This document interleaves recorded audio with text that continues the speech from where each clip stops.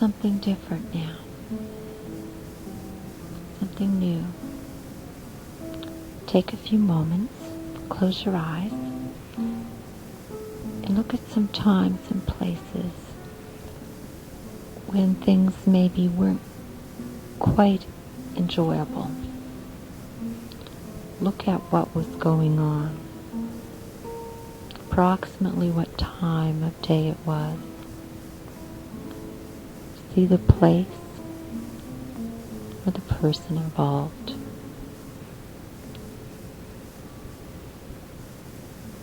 It's not that these facts are important in and of themselves, because what's important here is not necessarily going to be facts at all.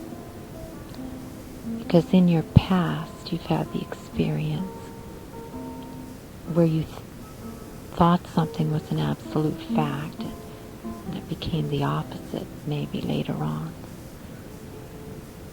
That's the nature of time. Time changes things. In fact, without time, nothing changes. Time is change. Right now, I want you to take the time to go way, way back into your own childhood and find there some past pleasant memory that you hadn't thought of in a long time. Because many things happened to you in your own childhood. Things that were fun, things that were important. Right now, the most important thing is that your unconscious mind begins to learn to separate out one thing from another, begins to work actively and sort through those childhood memories to find one that is just pleasant enough. Your unconscious mind can do this. Your subconscious mind can do this. And I want you, that's right, to enjoy that process. And when you find that pleasant memory, I want you to experience those feelings. Get inside that memory. Notice the smells and sounds and the tastes of what's going on, because inside that memory is enjoyment for your conscious mind. And inside that memory is the foundation that your unconscious mind can use to build an entirely new learning. Your unconscious mind can use it, or your subconscious mind, to build new learning. Now inside that memory, that pleasant memory, something is occurring. Do you know what the name of that something is? That's right. Remember that word. It's a set of words that you can remember later on. Now, when you went through life, you went from one memory to another. Only they weren't even memories yet. They were just experiences. And as you moved from one experience to another, you'd have an enjoyable one. But as time went on, your enjoyment would change to something else, because there were also experiences that were unpleasant. Some may have scared you, some you may have fought your way through, and from which you learned a lot about living.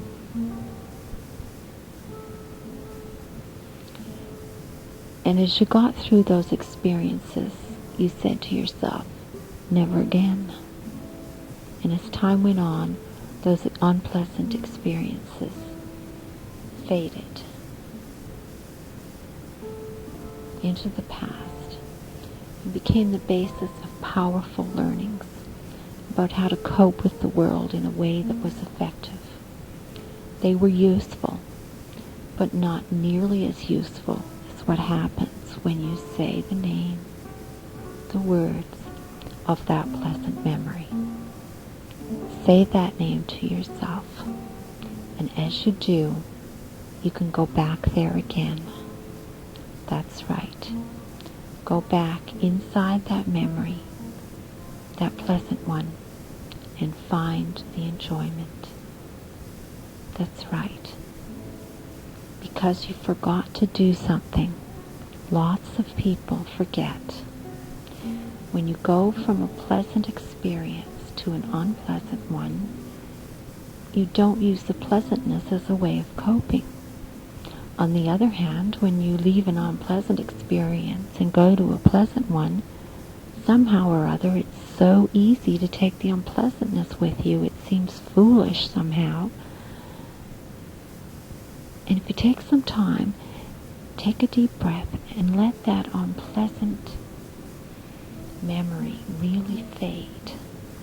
And then move forward and go back into that pleasant memory, that enjoyable memory.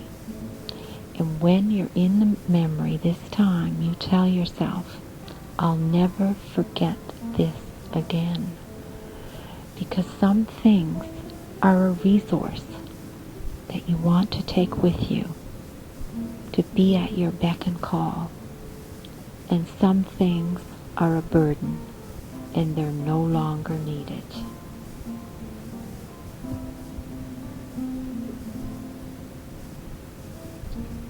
If you have had a bad experience and you say to yourself, never again, you can trust that your unconscious will allow you to know what to avoid in the future. And if you say, a few moments ago I forgot to take that pleasant memory with me and I felt those bad feelings and I'm never going to do that again, you can go back into the enjoyment, go into that pleasant memory, and perhaps remember another one that's even more pleasant.